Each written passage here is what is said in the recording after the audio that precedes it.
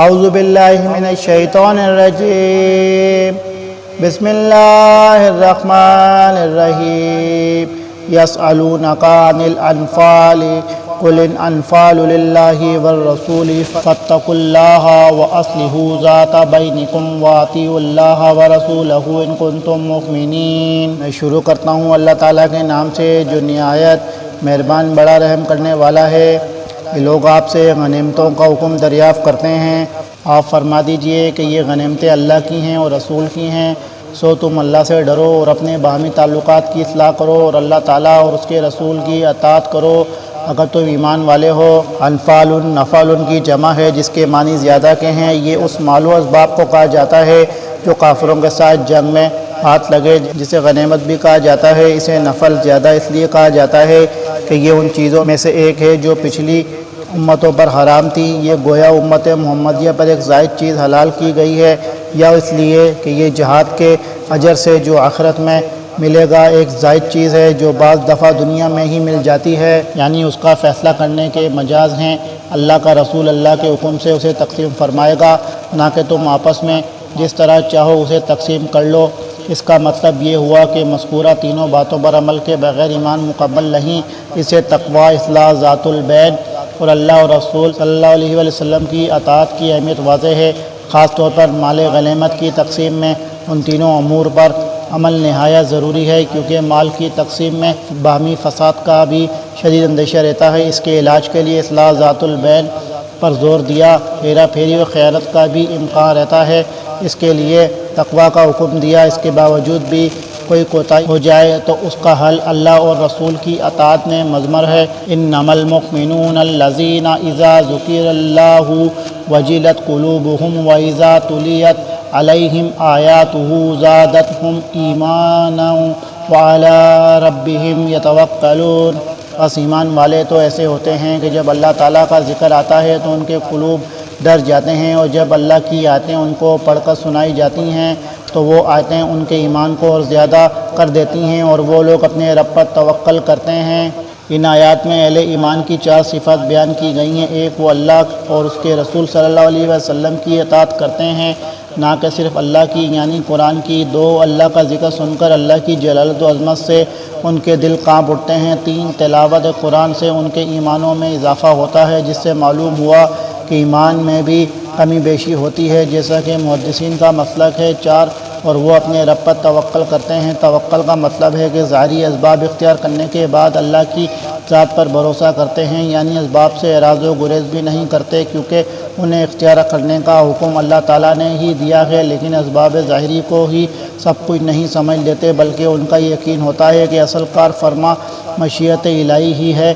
اس لیے جب تک اللہ کی مشیت بھی نہیں ہوگی یہ ظاہری اسباب کچھ نہیں کر سکیں گے، اور اس یقین و اعتماد کی بنیاد پر پھر وہ اللہ کی مدد و اعانت حاصل کرنے سے ایک لمحے کے لیے بھی غافل نہیں ہوتے۔ آگے ان کی مزید صفات کا تذکرہ ہے، اور ان صفات کے حاملین کے لیے اللہ کی طرف سے سچے مومن ہونے کا سرٹیفکیٹ اور مغفرت و رحمت الہی اور اس کے کریم کی نوید ہے۔ جعلنا اللہ منہم، اللہ تعالی ہمیں بھی ان میں شمار فرما لے۔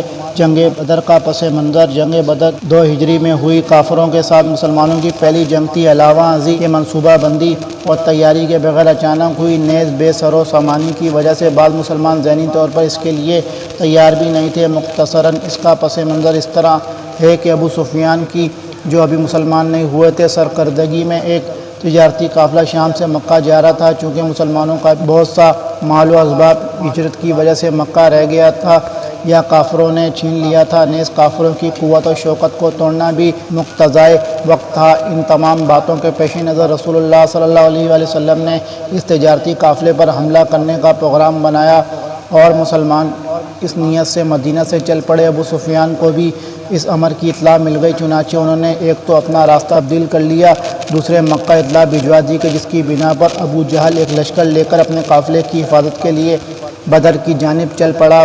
نبی صلی اللہ علیہ وسلم کو اس صورتحال کا علم ہوا تو صحابہ کرام کے سامنے معاملہ رکھ دیا اور اللہ کا وعدہ بھی بتلایا کہ ان دونوں تجارتی قافلہ اور لشکر میں سے ایک چیز تمہیں ضرور حاصل ہوگی۔ تاہم پھر بھی لڑائی میں بعض صحابہ نے تردد کا اظہار اور تجارتی قافلے کے تعاقب کا مشورہ دیا، جبکہ دوسرے تمام صحابہ نے رسول اللہ صلی اللہ علیہ وآلہ وسلم کے ساتھ لڑنے میں بھرپور تعاون کا یقین دلایا۔ اسی پس منظر میں یہ آیات نازل ہوئیں، الذین یقیمون الصلاۃ ومما رزقناہم ینفقون، جو کہ نماز کی پابندی کرتے ہیں اور ہم نے ان کو جو کوئی دیا ہے وہ اس میں سے خرچ کرتے ہیں۔ اولئک ھم المؤمنون حقا لہم درجات عند ربہم ومغفرۃ ورزق کریم، سچے ایمان والے یہ لوگ ہیں، ان کے لیے بڑے درجے ہیں ان کے رب کے پاس، اور مغفرت اور عزت کی روزی ہے۔ کما اخرجک ربک من بیتک بالحق وان فریقا من المؤمنین لکارہون، جیسا کہ آپ کے رب نے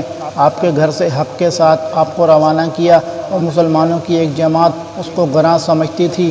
یعنی جس طرح مال غنیمت کی تقسیم کا معاملہ مسلمانوں کے درمیان اختلاف کا باعث بنا ہوا تھا، پھر اسے اللہ اور اس کے رسول صلی اللہ علیہ وآلہ وسلم کے حوالے کر دیا گیا تو اسی میں مسلمانوں کی بہتری تھی۔ اسی طرح آپ کا مدینہ سے نکلنا اور پھر آگے چل کر تجارتی قافلے کے بجائے لشکر قریش سے مٹ بھیڑ ہو جانا وہ باعث تباہی کے لیے ناگوار تھا، لیکن اس میں بھی بالآخر فائدہ مسلمانوں ہی کا ہوگا۔ یہ ناگواری لشکر قریش سے لڑنے کے معاملے میں تھی، جس کا اظہار چند ایک افراد کی طرف سے ہوا، اور اس کی وجہ بھی صرف بے سر و سامانی تھی۔ اس کا تعلق مدینہ سے نکلنے سے نہیں ہے۔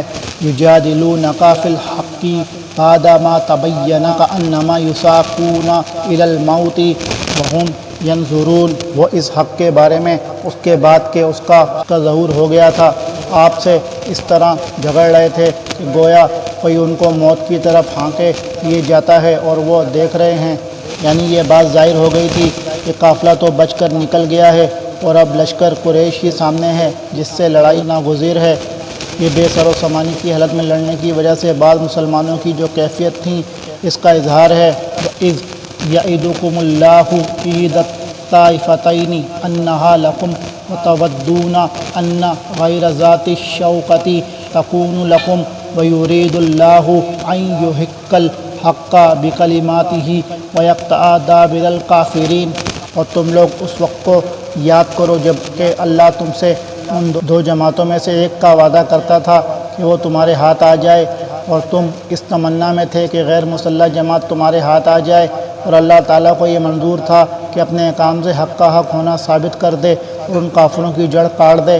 یعنی یا تو تجارتی قافلہ تمہیں مل جائے گا جس سے تمہیں بغیر لڑائی کے وافر مال و اسباب مل جائے گا، بصورت دیگر لشکر قریش سے تمہارا مقابلہ ہوگا تو تمہیں غلبہ ہوگا، مال غنیمت ملے گا، یعنی تجارتی قافلہ تاکہ بغیر لڑے مال ہاتھ آ جائے۔ لیحق الحق ویبطل الباطل ولو کرہ المجرمون، تاکہ حق کا حق ہونا اور باطل کا باطل ہونا ثابت کر دے، گو یہ مجرم لوگ ناپسند ہی کریں۔